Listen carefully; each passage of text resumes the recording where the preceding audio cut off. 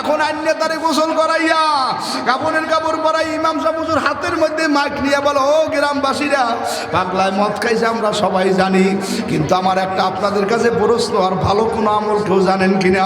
কেউ বলে না, আমরা কিচ্ছু বলতে পারি না। হঠাৎ করে এক পাগলায় বলে, হুজুর আমার একটা ভালো আমল জানা আছে। বলে কি? ওই বুড়া দোকানদার, কালে হুজুর আমি রতনপুর বাজারে দোকানদারি করি, আমি ওরে গাঁজাখোর হিসেবে চিনি।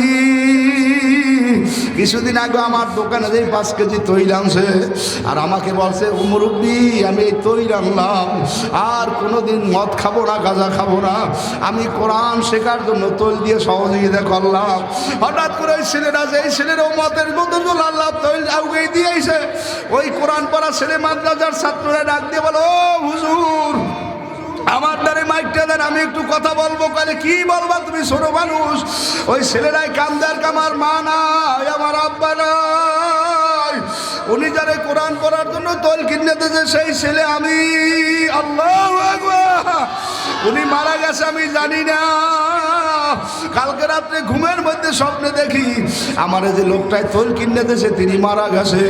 আমি হাউমাউকে নিয়ে কানলাম। আবার একজনে বলে, কান্দো না, দেখো দেখো দেখো, তোমারে তৈল কিনে দেওয়ার কারণে আল্লাহর বান্দা জান্নাতের মধ্যে আল্লাহর নবীর সঙ্গে হাতে হাত ধরিয়া হাঁটতে আছে।